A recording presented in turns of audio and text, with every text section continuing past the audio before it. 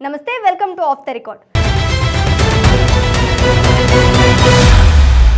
Traffic చలాన్ల విధింపు విధానంపై తెలంగాణ హోంశాఖకు హైకోర్టు చురకల వేసిందా? సొంత మొబైల్ ఫోన్లతో వాహనాల ఫోటో తీయడాన్ని తప్పుపట్టిందా? చలానాపై రాయితీలు ఇవ్వడంపై హైకోర్టు స్పందన ఏంటి? Let's watch the story.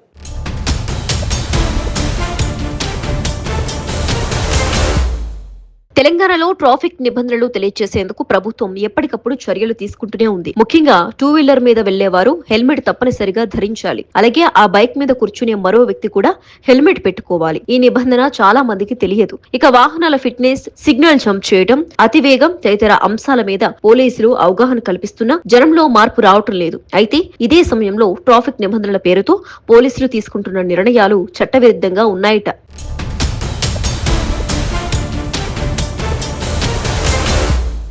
Traffic పోలీసులు తనకు చలానా విధించడంపై ఓ వ్యక్తి దాఖలు చేసిన పిటిషన్ మీద తెలంగాణ హైకోర్టు కీలక వ్యాఖ్యలు చేస్తుంది. ట్రాఫిక్ చలానాల విధానంపై కోర్టు అసంతృప్తి వ్యక్తం చేసిందట. చలానాల అమల్లో పారదర్శకత లేదంటూ తెలంగాణ హోంశాఖకు నోటీసులు జారీ చేసింది హైకోర్టు. 4 వారాల్లో వివరణ ఇవ్వాలని కోరింది.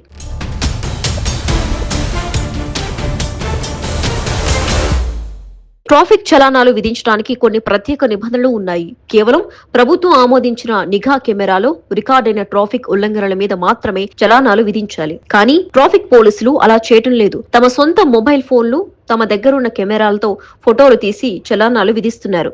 ఈ విధానంపై కోర్టు తీవ్ర ఆగ్రహం వ్యక్తం చేసిందట. ఈ చలానాలకు చట్టబద్ధత ఎలా ఉంటుందని పోలీస్ శాఖను ప్రశ్నించిందట.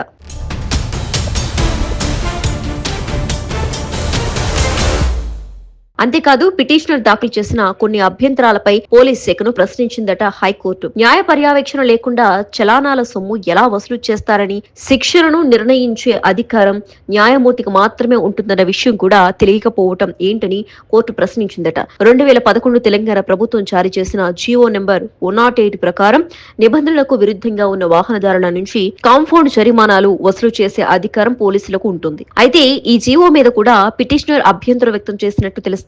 న్యాయ వ్యవస్థలకు ఉన్న అధికారాలను పోలీస్ శాఖ ఎలా తీసుకుంటుందన్న పిటిషనర్ వాదనలతో హైకోర్టు ఏకీభవించినట్లుగా తెలుస్తోంది. అందుకే పిటిషనర్ వాదనలపై వివరణ ఇవ్వాలంటూ 4 వారాల గడువు ఇచ్చింది హైకోర్టు.